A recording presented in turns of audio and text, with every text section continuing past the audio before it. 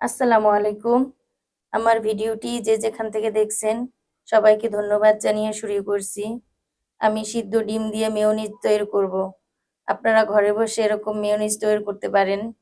আমি একটি ব্লেন্ডারের জারের সাহায্যে একটি সিদ্ধ ডিম দিয়ে দিলাম।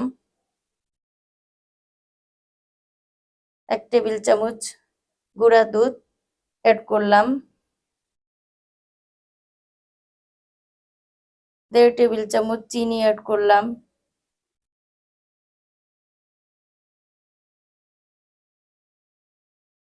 সামান্য সাদা গোলমরিচের গুঁড়া, আপনারা কালো গোলমরিচের গুঁড়াটাও দিতে পারবেন।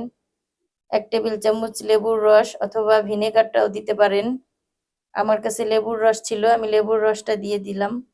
আপনাদের কাছে লেবুর রস না থাকলে ভিনেগারও দিতে পারবেন। 1/3 কাপ অয়েল দিলাম। সয়াবিন অয়েলটা এখন আমি ব্লেন্ড করে নেব। 2 থেকে 3 মিনিট ব্লেন্ড করলেই আমার মেয়োনিজটি রেডি হয়ে যাবে।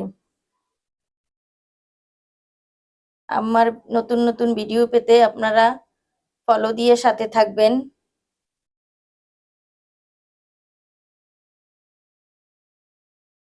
বিকেলের নাস্তা, বাচ্চাদের টিফিনে এরকম মেয়োনিজ আপনারা ঘরে বানিয়ে নিতে পারেন।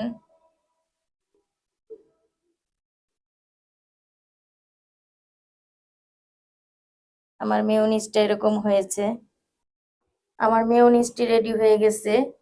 আপনারা ফ্রিজে রেখে 2 থেকে 3 দিন রেখে সার্ভ করতে পারবেন। বাচ্চাদের টিফিন, বিকেলের নাস্তা, বিভিন্ন রকমের নাস্তায় মেয়োনিজ লাগে, সেটাকে ব্যবহার করতে পারবেন।